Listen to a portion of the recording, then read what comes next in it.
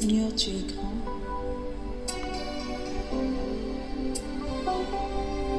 Tu es tout puissant.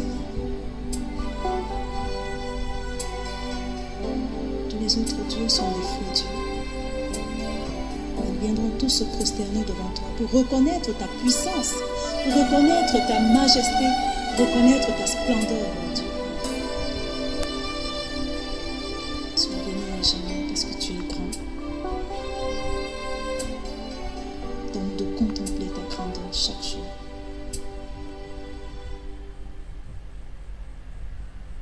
Tu es El Shaddai, Adonai est ton nom. Elohim, c'est toujours toi, le Dieu admirable, le Dieu qui pardonne. Tu es le Dieu de compassion. Tu es tout puissant, tu es. Qui donc pourrait par hasard se comparer à toi? Qui donc pourrait par hasard se comparer à toi? Le Dieu sans pareil, tu es le Dieu de toute pensée, tu es guéri des guerriers, tu es tout puissant, tu es. Les mots me manquent pour décrire la grandeur de Dieu. Les mots me manquent pour décrire la grandeur de Dieu. Quand j'étais malade, tu t'es révélé à moi en me guérissant. Aussi tu es médecin, et c'est pas tout. Quand l'ennemi croyait m'avoir vaincu,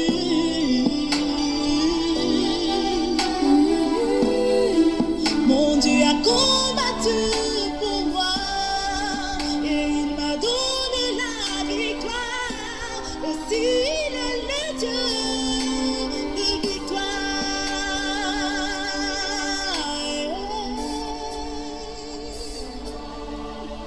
Il est au-dessus de mon entendement, même au-dessus de mon imagination.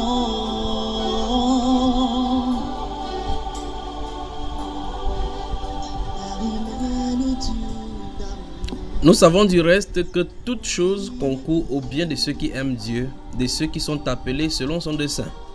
Car ceux qu'il a connus d'avance, il les a aussi prédestinés à être semblables à l'image de son Fils, afin que son Fils fût le premier-né d'entre plusieurs frères.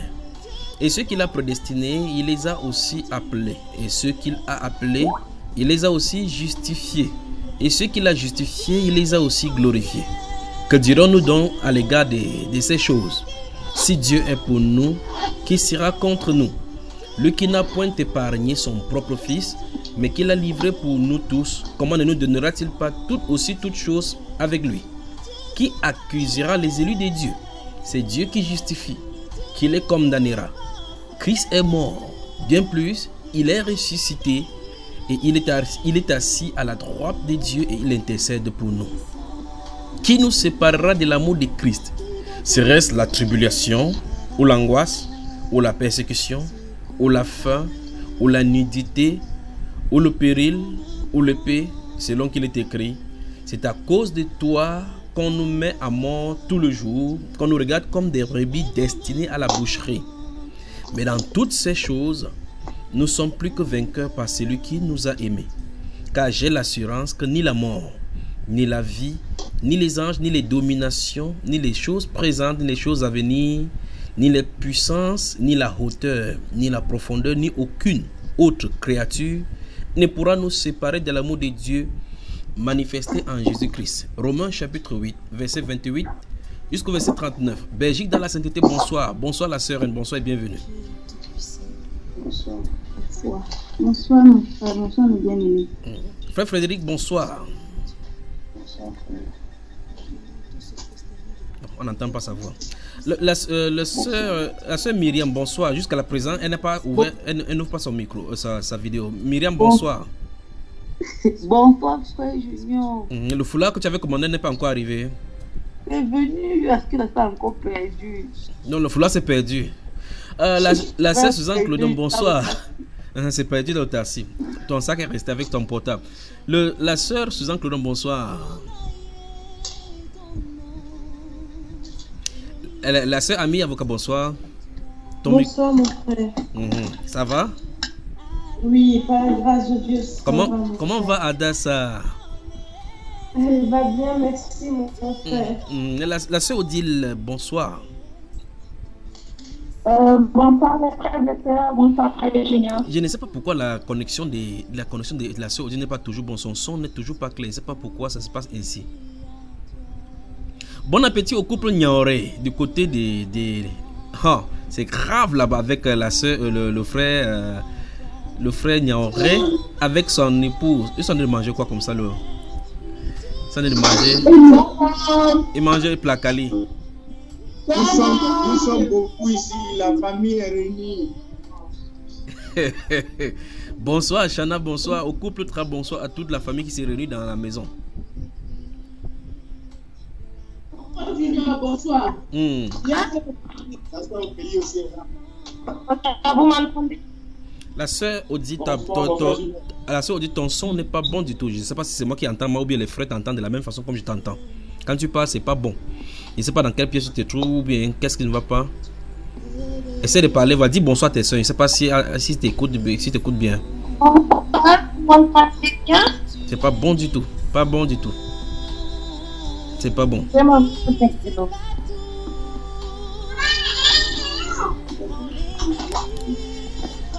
Allez, préparez-vous, on commence dans quelques instants. Allez, on démarre.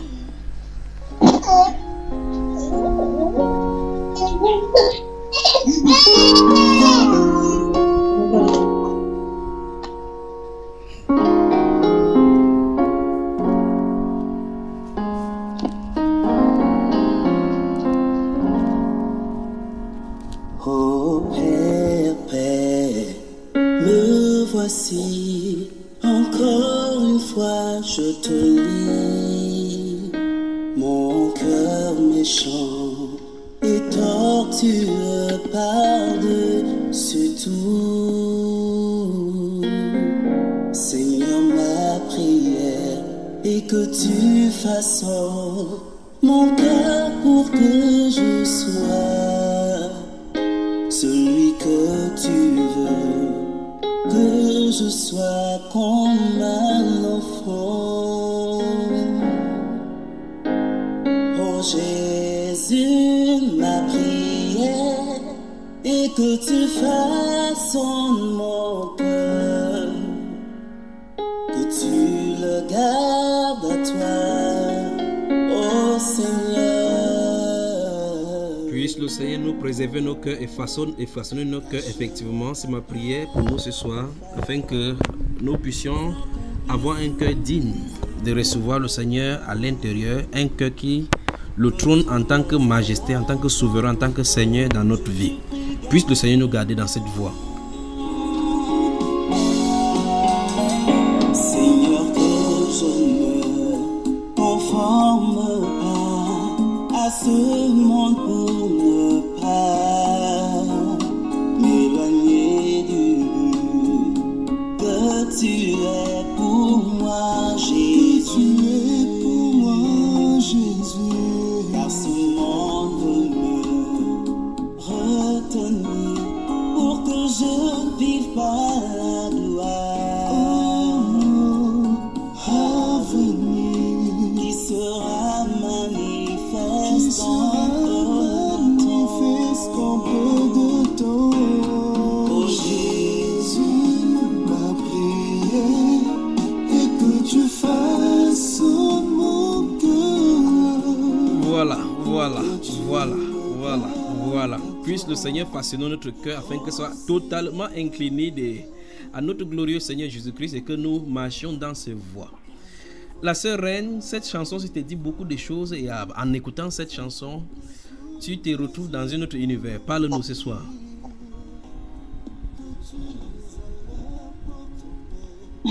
Oui, mon frère, c'est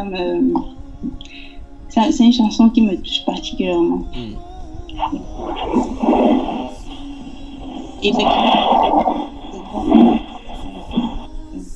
Dis-nous tout.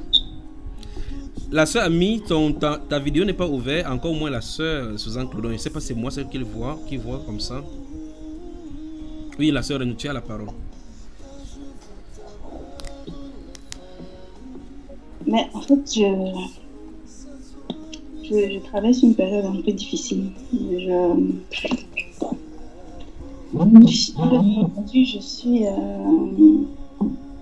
Je suis pas bien en fait. Est-ce que la tribulation nous éloignera de l'amour de Christ, de l'amour de Dieu manifestant en Jésus-Christ? Non. C'est justement pour ça que je stresse. Et puis j'ai même dû prendre des jours de congé. J'ai dit au travail que je pouvais pas tenir. Donc, on m'a mis en maladie. Courage, d'accord. Courage. Alors, la semaine dernière, nous avons travaillé sur les vœux. Je crois que j'ai encore les questions devant moi. Le frère Tra avait posé les questions sur c'est quoi le vœu, les conséquences. Et nous avons vu le côté positif et négatif de ces vœux-là. Nous avons vu notamment le livre d'Ecclésiaste au chapitre 5, le verset 4 à 6. Je crois que ma mémoire est bonne. Nous avons lu plusieurs versets. Le chapitre 5 d'Ecclésiaste, verset 20 à 25. Proverbe chapitre 6, verset 1 à 6 et 20. Nombre chapitre 30 notamment. Et dans le livre de Josué, avec les Gabaonites, puis le cas de Jephthé dans le livre des Juges, chapitre 11, verset 30 à 39 et le verset 40. Nous avons vu également le livre de Jérémie, chapitre 44, verset 25. Et puis nous avons établi le principe de cela dans le livre des Psaumes, chapitre 10, verset 17 et le chapitre 76, verset 2. Nous avons également feuilleté le psaume 31, verset 2, Deutéronome 23, verset 21 à 23, je crois que ma mémoire est bonne.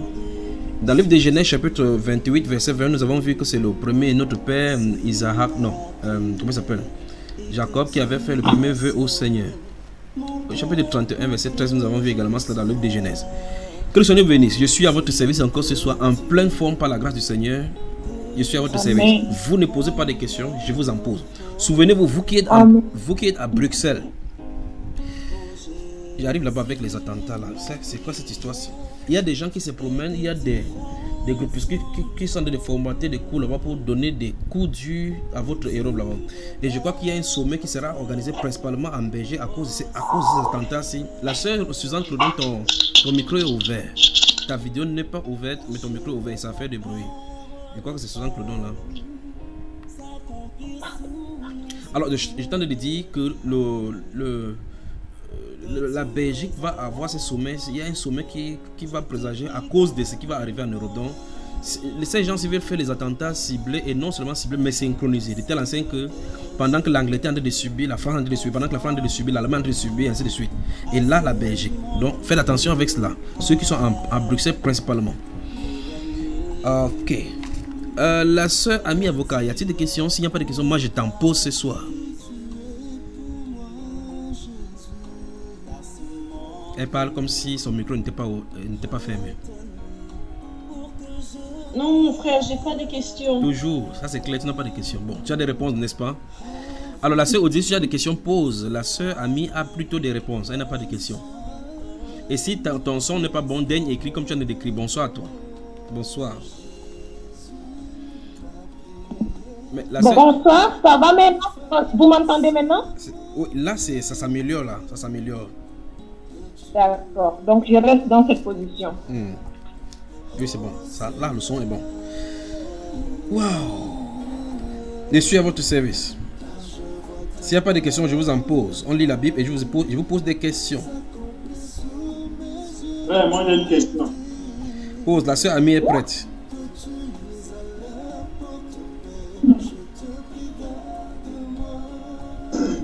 Comme il a recoupé, en fait. C'est intéressant si on parlait vraiment de la communion fraternelle. Qu'est-ce que c'est?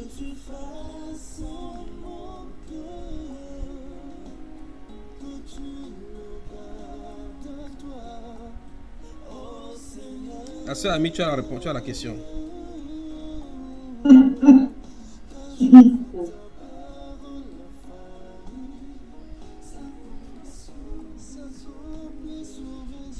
Je vais essayer d'expliquer le plus simplement possible. Comme ça, tout le monde pourra comprendre, y compris moi. Allons-y, ma soeur. C'est un moment de partage entre frères et sœurs qu'on se réunit pour partager la parole, pour s'édifier les uns les autres. Bon, oui. C'est ce que je peux faire le plus simplifiquement possible. Donc, redis ça encore, pour que, comme ça, je copie ta définition. C'est un moment de partage entre frères et sœurs dans la parole, pour s'édifier et se voir et partager des bons moments ensemble.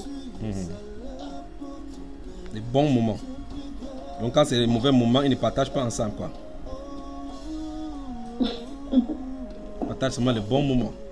Oui. Que le Seigneur te bénisse.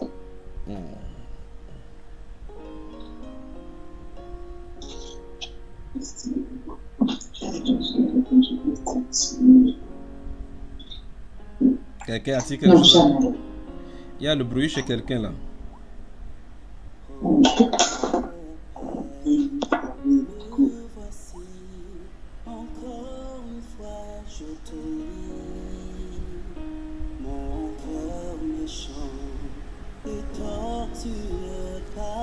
Voilà, dans ce Suzanne Claudon, tu as la parole. Que peux-tu ajouter à ce que notre bien-aimée sœur a dit?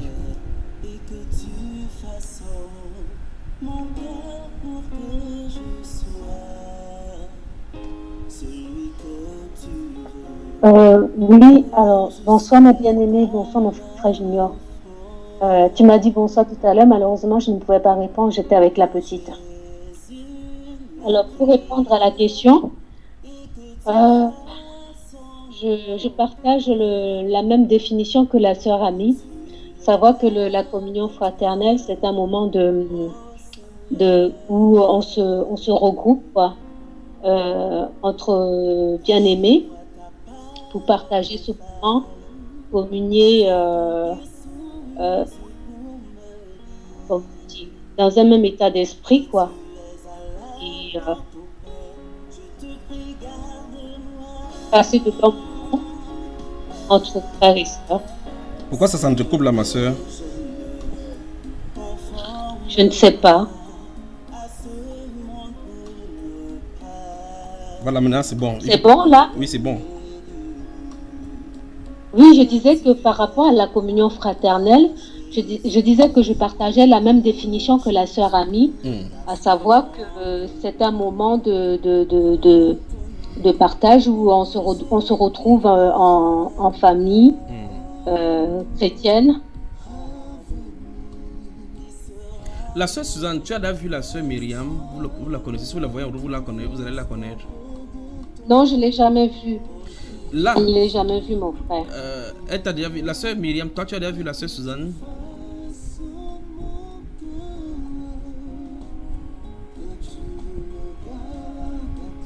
C'est qu'elle allait chercher son foulard dans l'hôtel assis.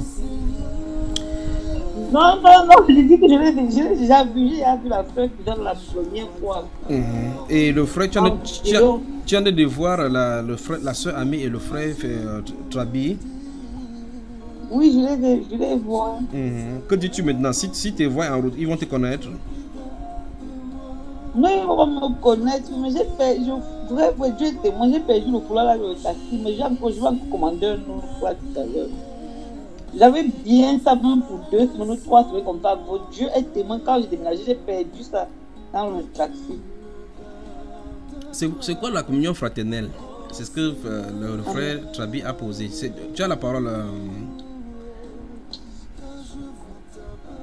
Myriam, c'est quoi la communion fraternelle? La communion fraternelle, c'est le partage. Le partage. Oui. Le partage. Le partage de la parole de Dieu. Donc, la communion fraternelle, c'est aussi le support. Quel support, ma soeur? La clé USB, hein? Non, non, le support, la communion fraternelle, c'est le partage et le support en Christ. Support, c'est-à-dire quoi? Ça, c'est l'anglais qui te confond déjà comme ça avec le français. Non, non, non, le support dans la parole, le support dans la direction de l'Esprit Saint. Le frère Frédéric, tu as éteint ta vidéo, tu as de faire autre chose.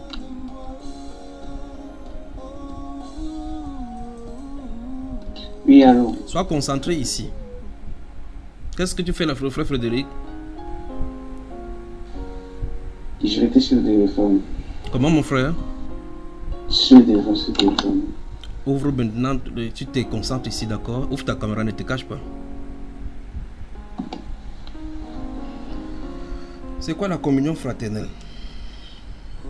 Donc, tu vois que tu allumes ici, tu es en train d'écouter, mais tu as de faire autre chose, mais tu éteins la caméra qu'on ne te voit pas. Pourtant, nous voulons faire la communion fraternelle. Dis-nous donc maintenant, c'est quoi la communion fraternelle?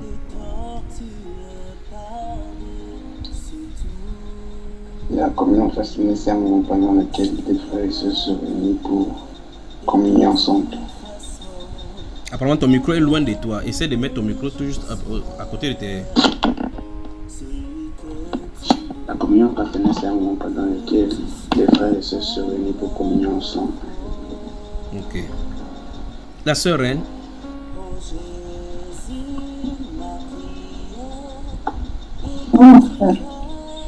La même question.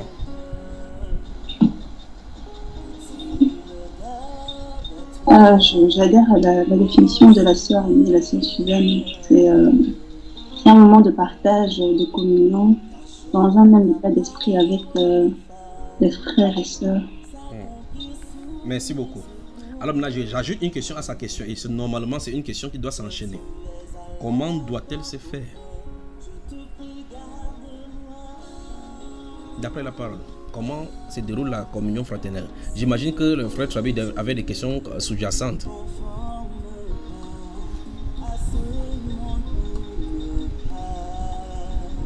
Qui prend la parole?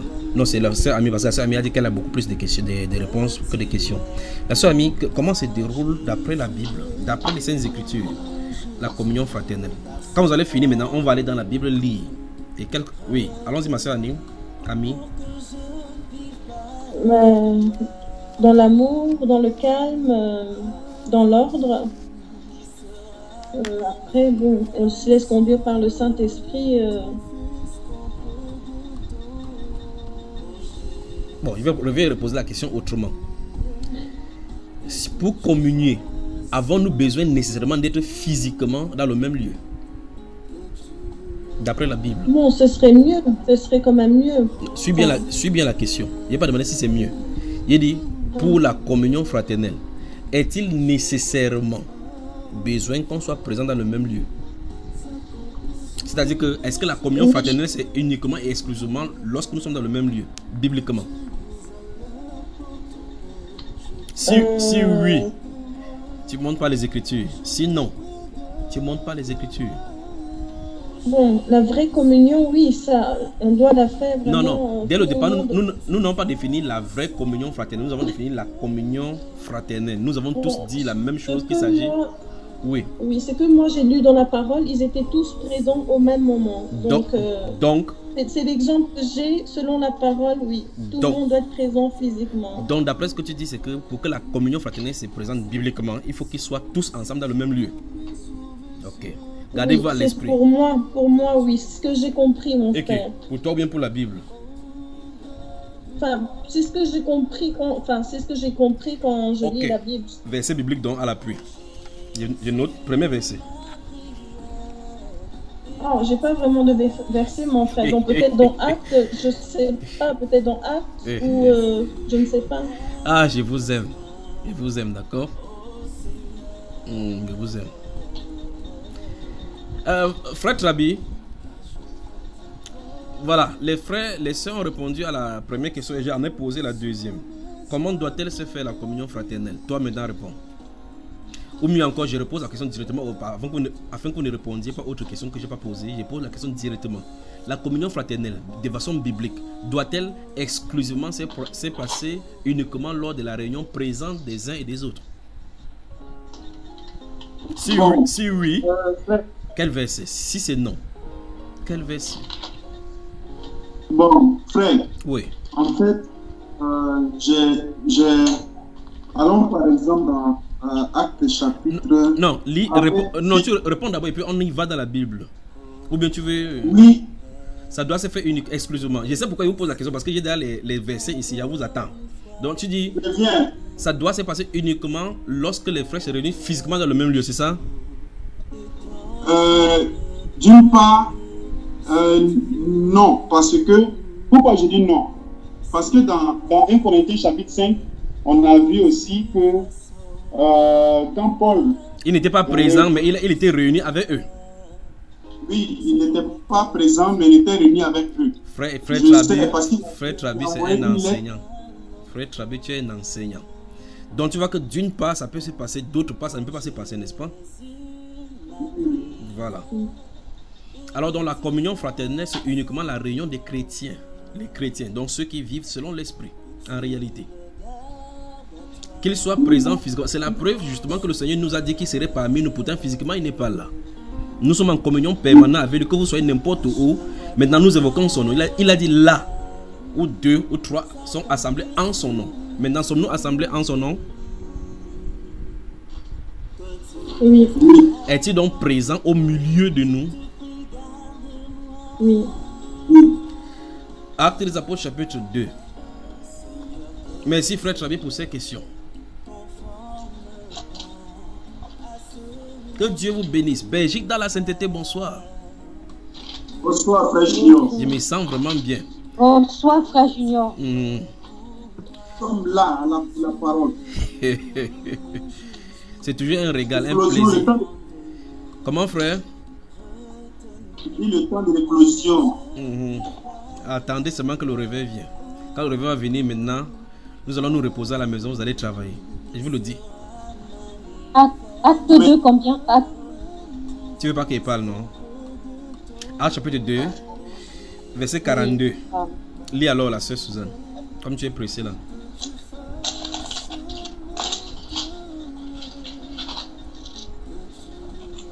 Je lis la parole. Acte 2, verset 42. Il persévérait dans l'enseignement des apôtres, dans la communion fraternelle, dans la fraction du pain et dans les prières. Combien de piliers? Attends, doucement, relis encore ma soeur dans ces actes de l'apôtre chapitre 2. Il persévérait dans l'enseignement des apôtres, 1, dans la communion fraternelle, 2, dans la fraction du pain, 3, et dans les prières, 4. Amen. Voilà donc l'église naissante, la première église. L'église naissante, voici donc les 4 piliers donc de l'église. D'abord, avant que plus tard les choses y seront ajoutées. À l'issue du verset 40 et 41 où les gens vont accepter le baptême, on dit clairement comment les gens donc ont commencé. 4 choses sont nommées qui sont les piliers de l'église du Seigneur Jésus-Christ, la communion fraternelle. Dans cette communion fraternelle, on dit que l'enseignement des apôtres. Ouvrez un peu rapidement le livre d'Éphésiens au chapitre 2 donc.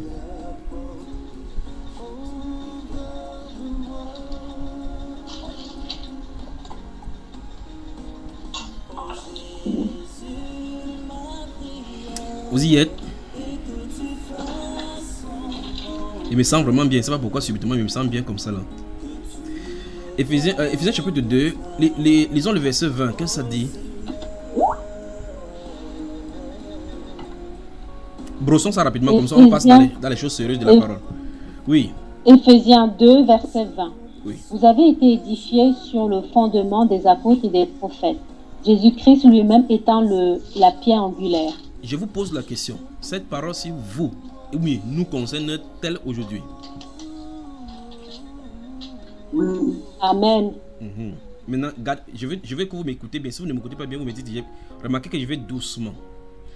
Dans le livre des Actes des Apôtres, chapitre 2, verset 42 que nous avons lu, on dit qu'ils persévéraient dans l'enseignement des apôtres. Les apôtres avaient l'exclusivité de mettre les fondations, le fondement de la doctrine, parce que c'est à eux que le Seigneur avait donné l'ordre d'enseigner le peuple. Ils devaient mettre la fondation. Maintenant, ils étaient passés à un autre niveau. Ici, c'est l'apôtre Paul qui écrit. Donc, ça fait plus de 40 ans que Actes des Apôtres, que ce qu'on a vu dans les Actes des Apôtres, parce que l'Actes des Apôtres raconte l'histoire avec Pierre. Paul n'est même pas encore au courant, il est encore païen. Enfin, il est encore dans l'iniquité. Alors ici, quand il est converti, il écrit cette fois-ci aux Éphésiens. Et il renseigne les Éphésiens que vous avez été édifiés sur le fondement des apôtres et des prophètes, Jésus-Christ étant la pierre angulaire. Or, ces Éphésiens n'ont pas participé à Jérusalem dans la réunion où les autres y étaient. Est-ce que vous comprenez? Alors, et vous dites donc maintenant que cette même parole-ci nous est aussi donnée. Alors, je vous pose la question. Quel est l'apôtre du Seigneur Jésus-Christ qui vous a enseigné exactement comme Actes des Apôtres, ou mieux encore, avez-vous participé dans Actes des Apôtres exactement comme cela ont fait avec les apôtres du Seigneur Jésus-Christ? Strictement, non. Voilà. Mais non, ta phrase doit continuer. Strictement, non. Nous avons un serviteur du Seigneur qu'on croit que c'est le Seigneur qui l'a envoyé. Donc ça veut dire que au travers des âges, si les apôtres du Seigneur Jésus-Christ viennent, enseignent les mêmes doctrines, ils reçoivent les mêmes enseignements, et les mêmes édifications et les mêmes fondements, et par conséquent le même esprit que les premiers, pas vrai? C'est ça, n'est-ce pas? Amen. Voilà. Donc maintenant, vous voyez que voilà l'un des piliers. Dans 1 Corinthiens chapitre 14, le verset 6, regardez ce que l'apôtre Paul dit là-bas.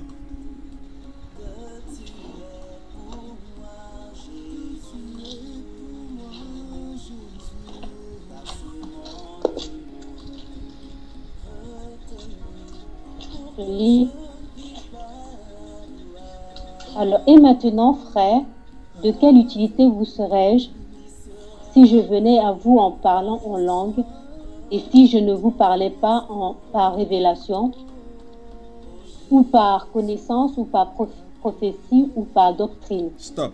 Une fois de plus, 4 choses sont mentionnées là-bas. L'apôtre Paul leur explique que si je ne vous serai point utile si je viens à vous, je parle en langue. Je dois vous parler soit par révélation, par enseignement, par doctrine ou bien par prophétie. Vous voyez, à ces rythmes-là, petit à petit, la fondation qu'on avait dans l'Actes des Apôtres au chapitre 2, verset 46, sont en train d'être ajoutés d'autres piliers pour que la fondation soit davantage solide. Et dans ces 1 Corinthiens chapitre 14, justement, la Bible déclare que si quelqu'un est prophétiste, il édifie l'église. Vous voyez, pourtant dans le livre des Actes des Apôtres chapitre 2, il n'est pas fait mention de prophétie. Vous voyez que ça a été ajouté, n'est-ce pas, mes chers? Donc il faut faire attention. Maintenant, la Bible déclare que ils étaient ensemble dans Actes chapitre 2, dans la communion fraternelle, dans les enseignements des apôtres, dans les prières. On n'a pas dit dans la prière. Donc il y a plusieurs styles de prières qu'ils faisaient dans l'église naissante. Au fur et à mesure, maintenant, ça c'est l'enseignement. Au fur et à mesure, les gens seront habilités maintenant à prier. Quand ils vont leur adresser maintenant des lettres, il va leur dire maintenant, par exemple, dans le livre de Philippiens au chapitre 4, que si vous ne vous inquiétez pas, mais si quelqu'un a quelque chose comme un problème, qu'il soumette par des prières à Dieu. Donc vous voyez que ces gens-ci ont reçu l'enseignement. Donc il y a dès le départ l'enseignement pour montrer aux gens comment prier et les entraîner dans cette prière. Et puis il y a le relâche maintenant, de telle sorte que la personne puisse maintenant s'auto-vivre. C'est que l'apôtre Paul va expliquer dans 1 Corinthiens chapitre 11 à partir du verset 23 aux Corinthiens concernant le repas du Seigneur. Lui n'était pas là exactement à cet âge-là et à ce moment où les autres apôtres prenaient dans Actes des Apôtres chapitre 2 et suivant. Vous voyez, n'est-ce pas? Déjà, arrangeons une chose déjà. La communion, ce qu'on appelle la communion, il n'y a pas un verset dans la Bible qui dit que la communion c'est ce que les catholiques mangent là ou autre là. Ça n'a rien à voir. D'ailleurs, pour commencer. Donc si quelqu'un nous écoute et qu'il est catholique, quand vous dites que vous m'avez prendre la communion, je suis communié, ça n'a rien à voir avec Dieu ni avec la Bible. Nulle part dans la Bible nous dit que la communion c'est ce qu'on prend là, n'est-ce pas mes frères? Donc les bouts de pain et les tissus, le truc rond qu'ils prennent là, ils mettent dans le jus comme ça, ils boivent là, ils mangent, ce n'est pas la communion. Mais la communion implique automatiquement un partage, un échange entre deux personnes au moins. C'est ça qu'il en est. Donc la communion implique automatiquement un partage, une relation entre deux personnes. C'est donc pour cela que l'apôtre Jean va nous expliquer cela. Si vous lisez le livre de 1 Jean au chapitre 3, chapitre 1, à 3 reprises là-bas, il invite les chrétiens à qui il écrit. C'est donc pour cela que je vous ai pris le livre d'Éphésiens au chapitre 2 tout à l'heure, en disant, vous avez été édifiés sur le fondement des apôtres et des prophètes, Jésus-Christ est la pierre angulaire. Or, à tous ceux qui reçoivent les fondements des apôtres et des prophètes, à tous les âges, ils sont bâtis sur le même fondement que les autres apôtres ont fait, parce qu'ils sont dans la continuité des premières fondations. Ici, l'apôtre Jean va écrire quelque chose dans 1 Jean chapitre 1. Ouvrons cela. Que Dieu vous bénisse. Je dis, je me sens vraiment bien. Je me sens vraiment bien.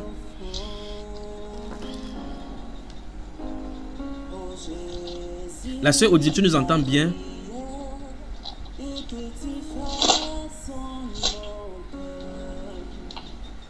Allô, oui, j'entends bien. Seulement si je mets la caméra, je n'arrive pas à écouter bien. Donc, c'est pourquoi j'ai enlevé. Oui, que le Seigneur te bénisse. Vous êtes dans 1 Jean chapitre Amen. 1. Oui. Amen. Voilà. Lisons les versets 3, 6, puis 7.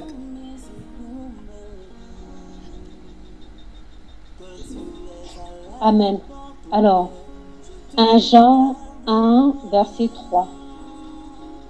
Ce que nous avons vu et entendu, nous vous l'annonçons à vous aussi, afin que vous aussi vous soyez en communion avec nous. Stop. Or, notre communion est avec...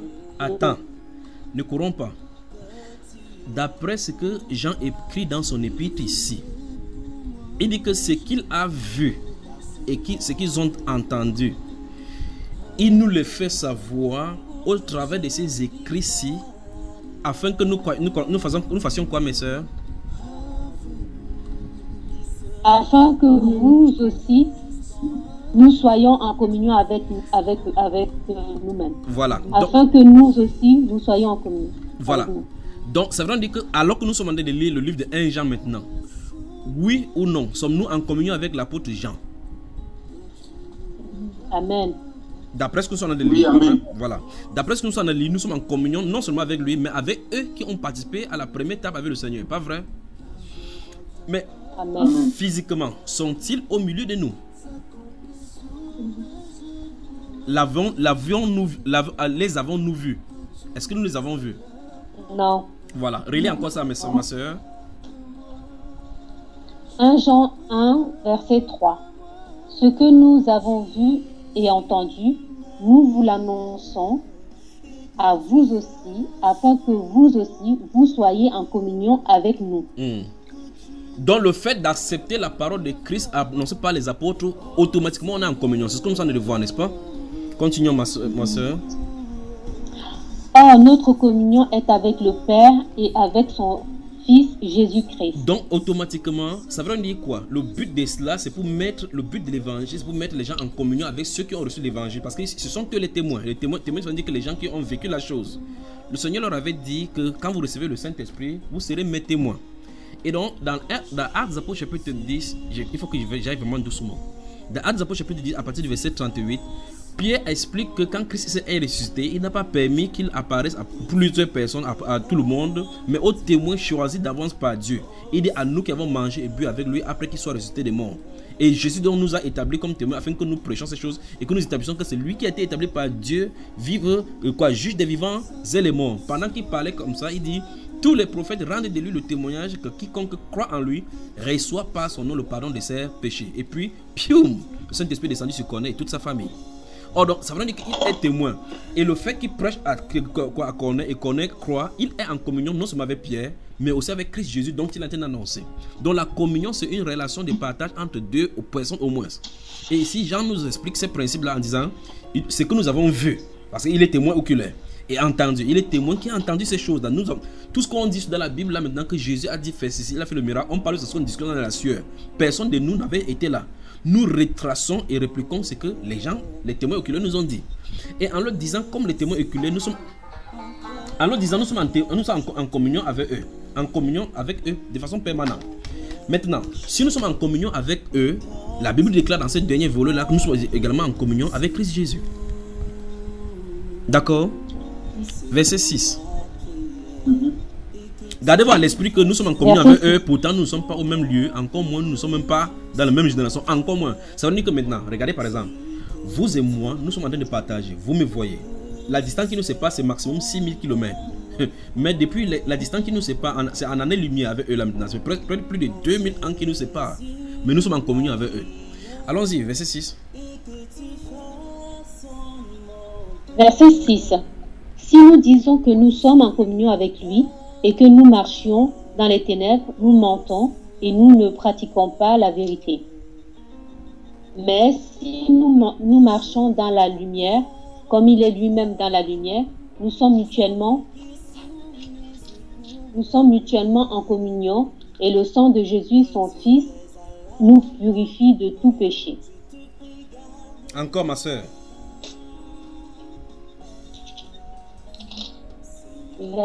Si nous disons que nous sommes en communion avec lui et que nous marchons dans les ténèbres, nous mentons et nous ne pratiquons pas la vérité. Mais si nous marchons dans la lumière, comme il est lui-même dans la lumière, nous sommes mutuellement en communion et le sang de Jésus, son Fils, nous purifie de tout péché. Ce verset 7 encore devient un peu plus clair du fait qu'on n'a pas besoin de voir Jésus physiquement. Le simple fait de marcher dans la vérité montre clairement que nous sommes en communion mutuelle avec lui. Et c'est ça la communion fraternelle, parce que la fraternité ici, il s'agit de Christ Jésus. D'accord, mes frères bien-aimés? Alors donc, la communion fraternelle peut se faire physiquement l'un à l'autre, comme ça peut se faire à distance. Le simple bon sens dans la Bible veut que ce soit ainsi. Berger dans la sainteté, bonsoir. Bonsoir, frère Junior. Voilà, je suis à votre service. Frère Trabi, ça va? Ouais. Frère, est-ce qu'il y a une différence entre la communion fraternelle et le 1 Corinthiens? Frère Frédéric, si tu veux parler, parle fort à ton micro, parce qu'on ne t'entend pas du tout. Je dis qu'il y a une différence entre la communion fraternelle et 1 Corinthiens 14, verset 26.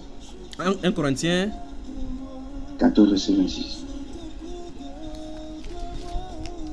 Que fait donc lorsque vous vous réunissez, frère? Quelqu'un a-t-il un cantique, n'est-ce pas? Oui. Ça, c'est le type de réunion de l'assemblée. D'accord. Et c'est quoi la différence entre l'assemblée et la communion fraternelle quand les frères sont assemblés? Tu vois que tu viens de confondre maintenant l'assemblée avec la relation. Le Seigneur Jésus-Christ, le fait que tu invoques le Seigneur Jésus-Christ et comme maintenant il est présent, ce n'est pas l'assemblée ici. D'accord? Parce que non seulement nous sommes assemblés ici maintenant physiquement, dans le livre d'Hébreux chapitre 10, si vous lisez le chapitre 12, vous lisez à partir du verset 18 jusqu'au verset 22, la Bible déclare que nous sommes en réunion permanente exactement avec les esprits des fils de Dieu, des premiers arrivés à la perfection. Tu as lu cela? Oui, mais je suis passé vite. Tu as lu ça, mon frère? Oui, mais je suis passé vite. Je n'ai pas suivi ce que tu as dit, mon cher. J'ai lu, mais je suis passé vite. Tu es passé vite, tu partais où? Dans la Bible, dans ce livre d'Hébreux, chapitre 12, verset 18, la Bible déclare que vous ne vous êtes pas approché de la montagne qu'on ne pouvait pas toucher, de telle enseigne que l'expression avait été donnée à Moïse, que même quand bien même il ne supportait pas cette expression, que quand bien même un bœuf se touchera cette montagne, il sera touché. Mais il dit, mais vous êtes approché de la montagne de Jérusalem. Or, personne de nous n'est sur la montagne maintenant, pas vrai? De la cité céleste, de la réunion des cœurs des anges, ces cœurs des anges, et ça ne se trouve pas ici. La Bible déclare que nous sommes ressuscités et nous sommes là-bas ensemble dans la communion.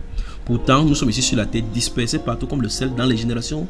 Tant que nous ne sommes pas encore réunis dans ce corps-là, ça ne doit pas se réaliser. Mais pourtant, dans le spirituel, c'est réalisé. Donc, il faut vraiment faire attention, d'accord, mon cher? D'accord. Voilà. Merci. Des questions?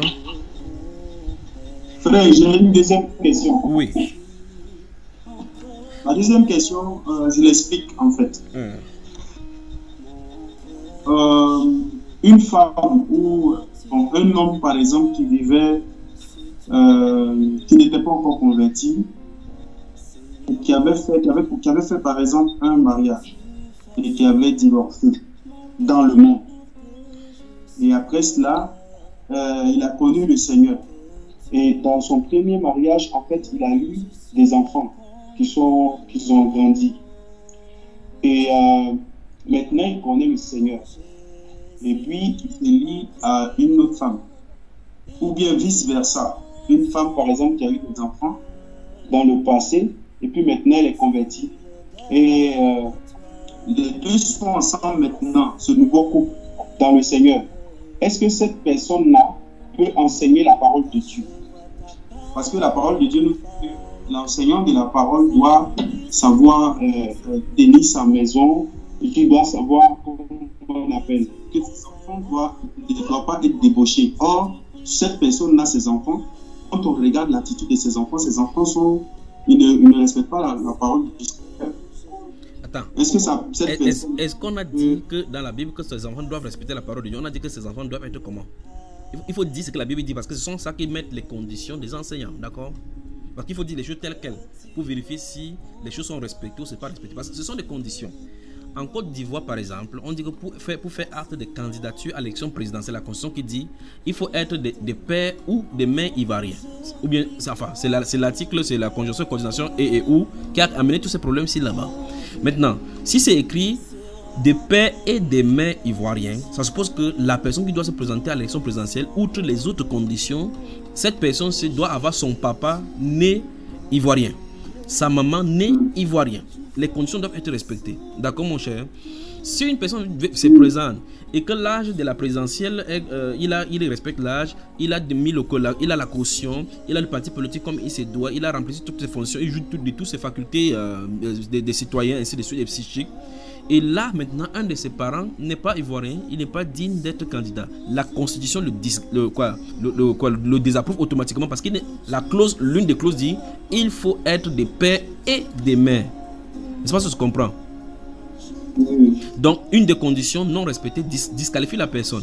Maintenant, cela étant, si on rentre dans le cadre biblique, il y a plus de 19 conditions données aux dirigeants. Si quelqu'un aspire à la charge d'évêque, il désire une œuvre excellente. Il faut donc que 2 points, on commence à citer, l'évêque soit ayant des enfants qui ne sont pas accusés de débauche, ni rebelles, qui ne soient accusés ni de débauche, ni rebelles. Car il faut que les évêques sachent diriger leur propre maison. Car si quelqu'un ne sait pas diriger sa propre maison, comment prendra-t-il soin de l'église de Dieu? Il faut qu'il ait été marié d'une seule femme. D'accord, frère? Si l'une des conditions, il ne respectera pas la condition, il n'est pas qualifié pour l'être. D'accord, mon cher? Encore que, même si quelqu'un respecte toute la condition, il faut qu'il ait été appelé à cela. C'est pas ça que je comprends.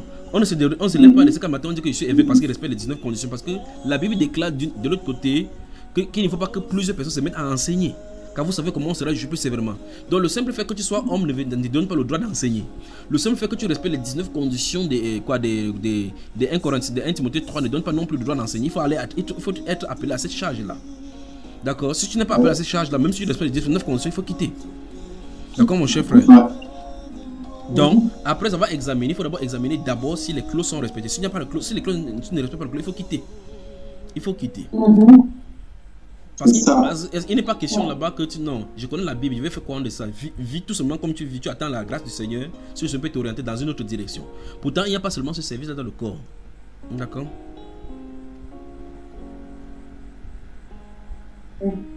Des questions? Moi, j'ai une question, mon frère. Allons-y. J'aurais voulu savoir, c'est quoi exactement le baptême de feu? C'est quoi?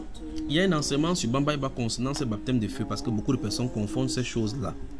Il y a des gens qui disent c'est le jugement, ma soeur. Voilà. Je crois que vous avez que j'ai la preuve aujourd'hui que la soeur Ami a plein de réponses plutôt. Vous-même, vous avez vu. Amen.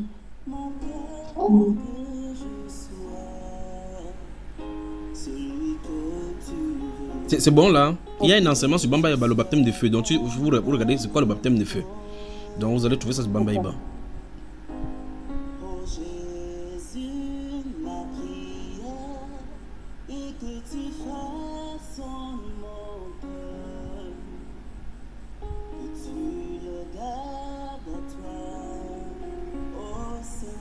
J'attends toujours les questions. S'il n'y a pas de questions, moi je commence à vous en poser. En fait, j'ai une autre question. J'ai une autre question encore concernant... patientons, prenons le frère Trabi, prenons comme la soeur Odile est en difficulté, prenons-la d'abord. Ok. Allô? Merci beaucoup, merci frère Junior. Vous m'entendez? Saint sur saint. Vas-y, parle ma soeur.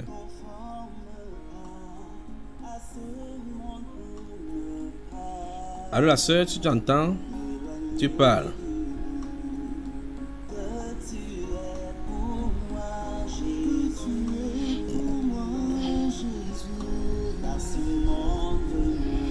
La soeur Odile, si tu nous entends, parle. Et si tu es en train de parler, sache qu'on ne t'entend pas là.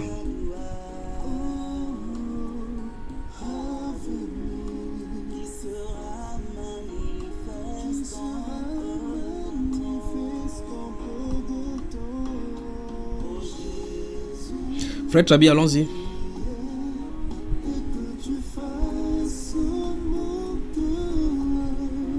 Oui. C'est toujours dans cette même, dans cette même pensée. En fait, qu'est-ce qu'il faut pour la prise du repas du Seigneur? Qu'est-ce qu'il faut? Toutes ces questions ont été répondues exactement dans 4 enseignements sur Bambé Badon. Vous écoutez tous et tous là doucement. Donc, il y a des choses qu'on ne doit plus revenir là-dessus. Donc vous avez tout là-bas, il y a toutes les réponses là-bas possibles, toutes les facettes de tout cela où vous avez tout cela répondu. D'accord mon frère? Parce que en fait, ce qui arrive, nous on aimerait faire le repas du Seigneur. C'est aussi simple, vous écoutez doucement et puis vous voyez, parce que c'est enseigné doucement pour que vous sachiez comment faire. C'est tel enseignement que même si vous écoutez, même si vous êtes avec, vous pouvez savoir de quoi il est question. Donc, vous rassemblez les enseignements dont il est question, vous écoutez doucement, en prenant les éléments, en prenant les versets bibliques qui s'y réfèrent, et vous voyez ce qu'il en est. En plus de cela, il y a une vidéo qu'on avait fait sur Jésus-Christ Télévision qui se trouve là-bas, le repas du Seigneur au Cameroun. Vous pouvez voir ça en vidéo également. D'accord, frère? Que le Seigneur vous bénisse. Des questions? Je crois que cette année, j'avais dit cela dans un autre enseignement concernant en 2000 là, c'est le 19 avril de cette année, n'est-ce pas? Parce que le 19 de cette année, ça correspond au 14 de Nissan. D'accord? Donc nous sommes le 19 de cette année correspondant au 14 Nissan l'an 5779 du calendrier hébraïque. Des questions?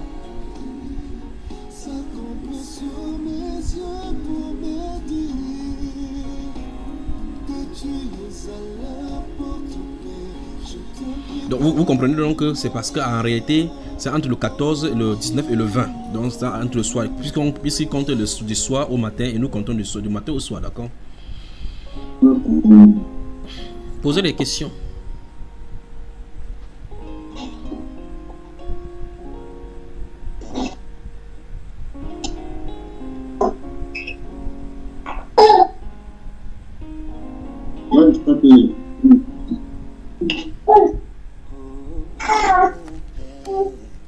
Oui, alors, on peut aller dans Psaume 45. J'ai une question. Dans Psaume 45, à partir du verset 10 à 18.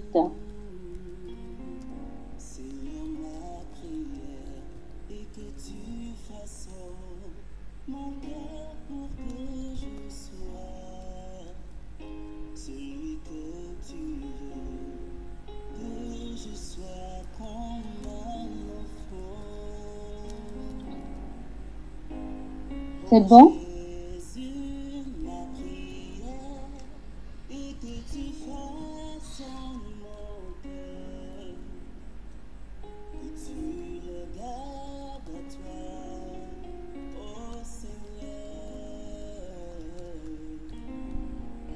Est-ce que la sœur va poser sa question aujourd'hui? Oui, pardon. Alors, Psaume 45, verset 10-18, je lis. Des filles de rois sont parmi tes bien-aimés. La reine est à ta droite, parée d'or d'Ophir. Écoute, ma fille, vois et prête l'oreille. Oublie ton peuple et la maison de ton père. Le roi porte ses désirs sur ta beauté, puisqu'il est ton Seigneur, rends-lui tes hommages. Et avec tes présents, la fille de Tyr, les plus riches du peuple rechercheront ta faveur. Toute resplendissante est la fille du roi dans l'intérieur du palais. Elle porte un vêtement tissé d'or. Elle est présentée au roi vêtue de ses habits brodés et suivie des jeunes filles, ses compagnes qui sont amenées auprès de toi. On les introduit au milieu des réjouissances et de l'allégresse. Elles entrent dans le palais du roi. Tes enfants prendront la place de tes pères. Tu les établiras princes dans tout le pays. Je rappellerai ton nom dans tous les âges. Aussi les peuples te loueront-ils éternellement à jamais. Amen. Amen. Alors, je voulais savoir si est-ce que là, il est question de l'épouse. C'est d'elle dont on parle. J'en ai déjà parlé dans plusieurs enseignements de cela. Il s'agit de ce qui est écrit dans l'Apocalypse chapitre 19, le verset 6, 7 et 8 là-bas. C'est ça dont on parle là-bas et des quartiers des cantiques. D'accord, ma soeur? Amen. Et aussi, verset 17. Tes enfants prendront la place de tes pères, tu les établiras princes dans tout le pays. Je voulais savoir, j'ai mis, est-il question ici de ce que deviendront les enfants de l'épouse? L'épouse c'est qui? Je me dis enfants selon la chair. Non, ça n'a rien à voir, ma soeur. L'épouse c'est qui?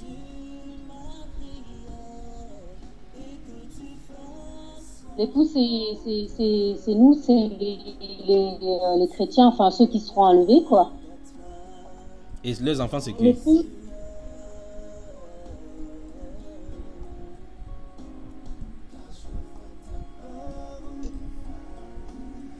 Moi, ce que je veux dire, c'est, par exemple, je sais pas comment je peux... Par exemple, toi, si tu fais partie de l'épouse, par exemple, ta fille, elle est Alexia. Voilà, c'est ça, voilà. Ça n'a rien à voir, ça n'a rien à voir, ma soeur. Ces choses sont les choses spirituelles, d'accord? D'accord. Est-ce que c'est possible d'expliquer plus en détail? Il y a des enseignements avec cela. J'ai remarqué que vous n'écoutez pas les enseignements parce que la seule question que tu poses constamment, cela montre que vous n'avez pas écouté les enseignements. Vous voulez les enseignements, les nouveaux enseignements, pourtant les enseignements sont là, vous n'écoutez pas. Vous voulez qu'ils fassent quoi? Vous voulez me tuer, n'est-ce pas? C'est ça, n'est-ce pas, mes soeurs? Non, sans doute, on a suivi Prêtre Junior, mais comme ça porte il y a longtemps. Quel longtemps? Des questions? Merci, ma soeur. Que le Seigneur te bénisse. Dans allô? Vous m'entendez? Oui, frère. Dans 1 Samuel 7, à partir du verset 1.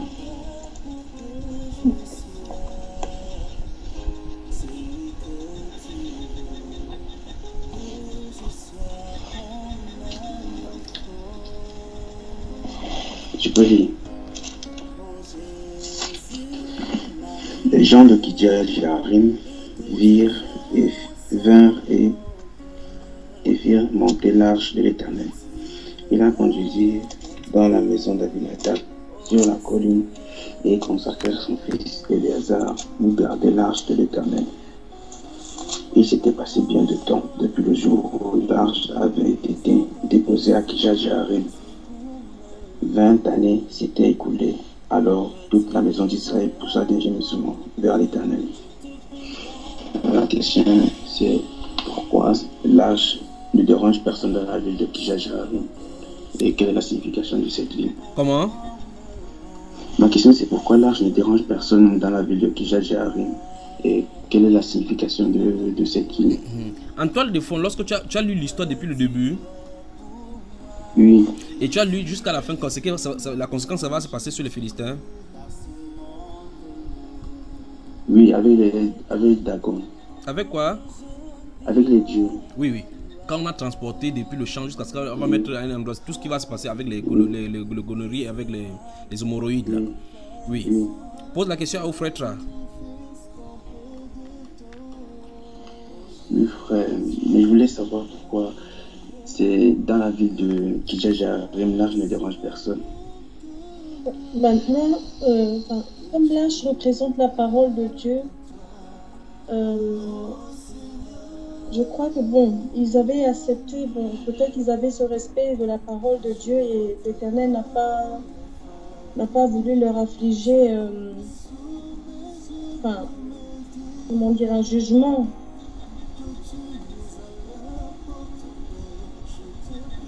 Je ne sais pas.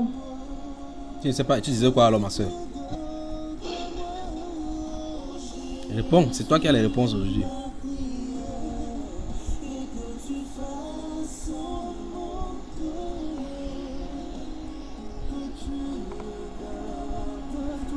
Frère Trabi, tu as la question.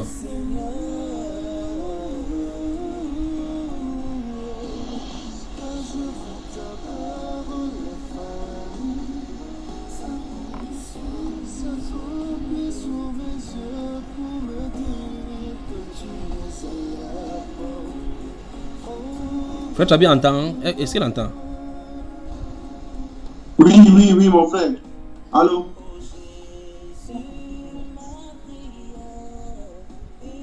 Frère Frédéric, s'il te plaît, réponds à ta question, s'il te plaît. Oui, en fait, l'arche ne dérange dans toutes les vignes, mais quand on la met dans la ville de Kirjat Jearim, elle ne dérange pas. Je voulais savoir pourquoi c'est dans la ville de Kirjat Jearim que l'arche ne dérange pas. Bonne question. Pourquoi tu voulais que ça dérange? Avant que le temps que lui il a réfléchi, pourquoi tu voulais que ça dérange à Kirjat Jearim? Le problème, c'est que je ne sais pas ce que veut dire la ville. Bon, si on avait appelé ça doigt là, et si ça ne dérange pas, tu voulais dire que quoi? Que c'est le nom c'est à cause du nom que ça ne dérange pas? Non. Dieu fait comme il veut. En tout cas, je suis en train d'annoncer. Laisse l'évangéliste la répondre.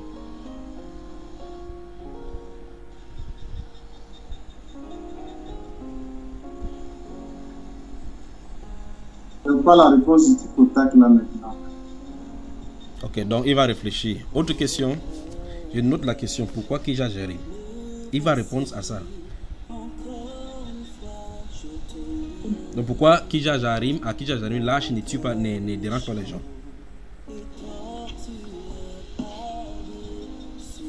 Vous savez qu'il note, je n'oublie pas, non? Oui. Mon frère, Oui. ça me fait un peu penser au roi David, là où ils chantaient avec l'arche, et qu'à un moment donné, il y a un qui a voulu rattraper l'arche parce que elle voulait tomber, et Dieu a frappé cette personne, il est mort. Et David, voyant ça, il a demandé à ce que l'arche soit transportée chez une autre personne. Cette personne s'appelle comment? Cette personne s'appelle comment? Je sais plus en fait, je sais plus. Son nom m'échappe.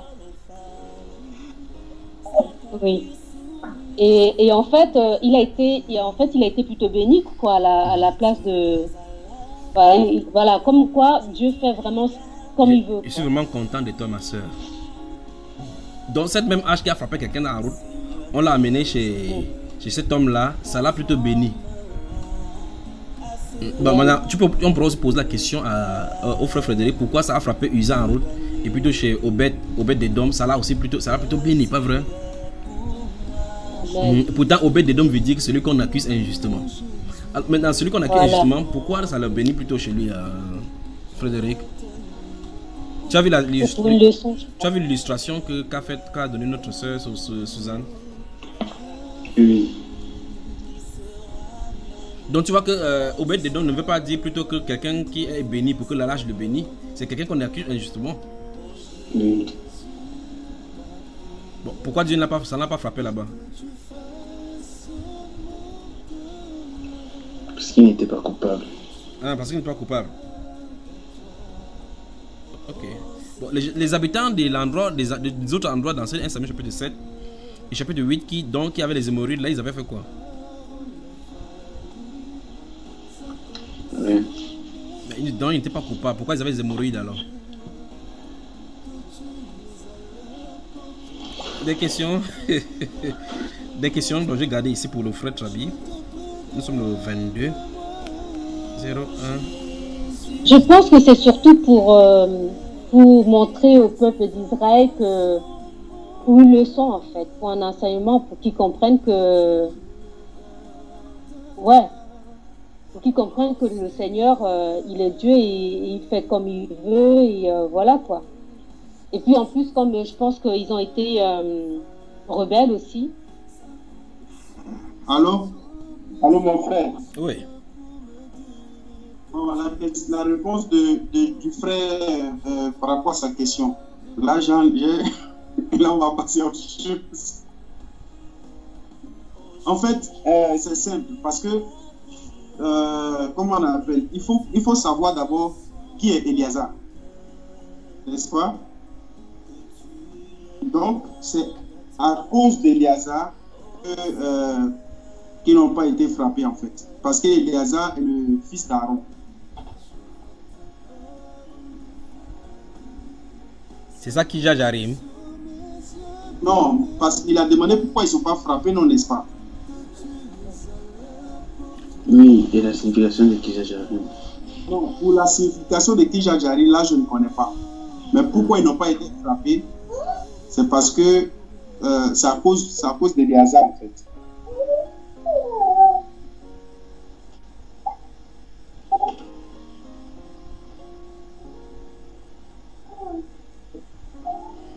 Ok. Donc, Eliezer vivait dans la ville. Comment? Donc, Eliezer vivait dans cette ville. Mais, lis ton verset. Regarde le verset.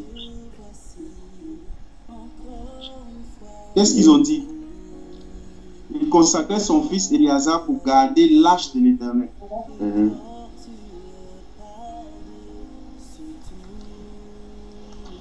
Il le consacrait pour garder l'arche de l'Éternel dans cette ville-là, mais est-ce qu'on dit qu'il vivait dans cette ville? Mais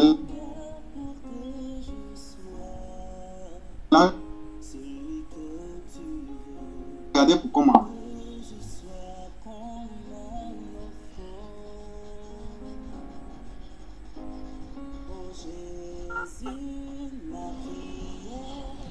Oui, frère Trabi, vas-y, pour des questions.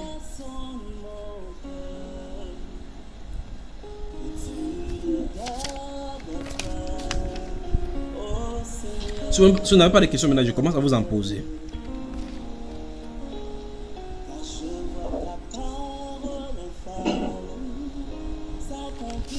Je commence dans la première question.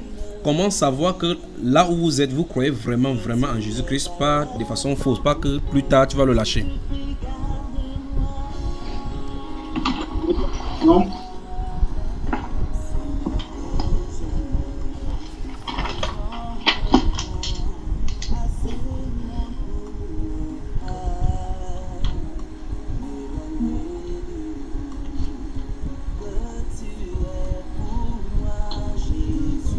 Mon frère, la question est posée à qui, mon frère? À la Belgique, dans la sainteté. Non, mais sœur, on va travailler là-dessus. Ne vous inquiétez pas. Il faut répondre maintenant. Moi, à ce propos, je m'étais déjà posé cette question, en fait. Oh, Ça pardon, dépend ma de la soeur. relation qu'on a avec le Seigneur, mon frère, et comment le Seigneur nous a appelés. Il avait appelé 70 disciples à qui il avait donné le pouvoir. Après, ils l'ont laissé. Mais ça dépend de la relation, mon frère, qu'on a avec le Seigneur. Bon, ça, c'est quelque chose que, bon, on peut ressentir, mais l'expliquer, c'est un peu difficile avec les mots. L'apôtre Paul avait fait 1 an en Asie. Les gens avaient écouté la parole de Dieu, mais après, il a dit que tous ceux de l'Asie l'ont abandonné.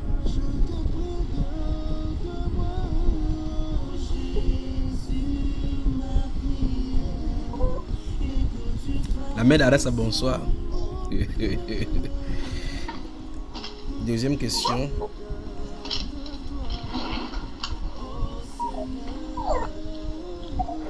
Des questions? S'il n'y a pas de questions, j'en pose encore. Mais le Seigneur a dit, mon frère, aucun de ces brebis ne se perdra. Ça, c'est ce qu'il a dit. Oui, donc c'est de ceux qui se perdent après. Donc, je ne sais pas. Je ne parle pas de ceux.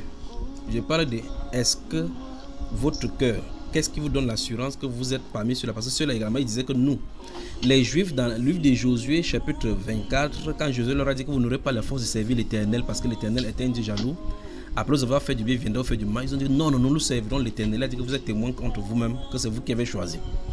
Plusieurs années après, ils ont fait exactement ce que Josué disait. Ils étaient sûrs totalement qu'ils étaient des Juifs qui doivent servir l'Éternel. Mais plus tard, ils sont allés dans l'idolâtrie. Je pose ma question. Comment être sûr que votre cœur est véritablement la vraie croyance dans votre cœur pour Jésus?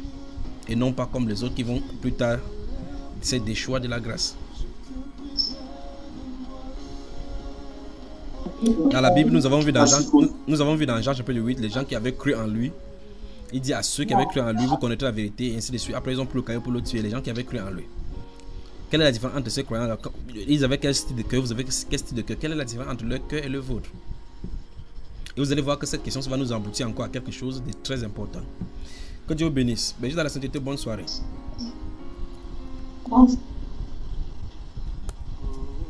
Bénis dans la sainteté, bonne soirée.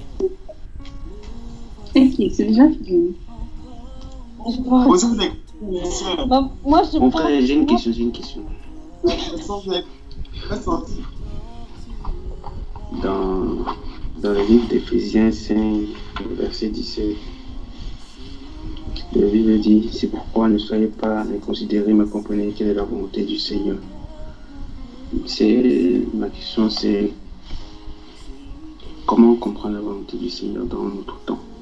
Il y a un enseignement concernant ce qui a cherché, ce qui est agréable à Dieu, ce qui est la volonté de Dieu, et connaître la volonté de Dieu et y marcher. Tu as déjà suivi ça, mon cher? Non. Merci beaucoup. Bénis dans la sainteté, bonne soirée.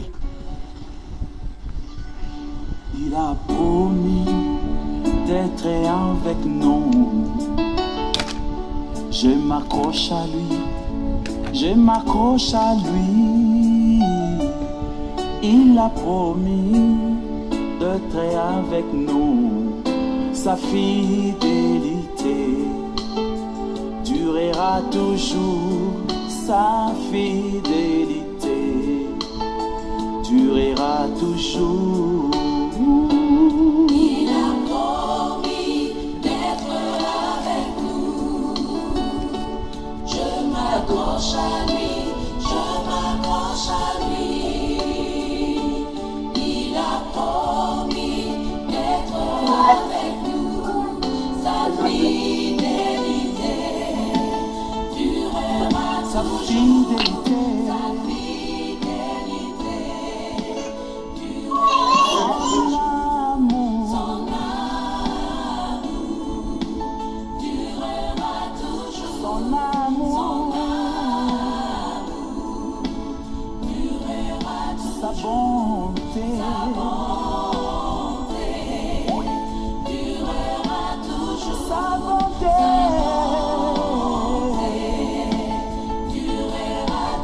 Miséricorde.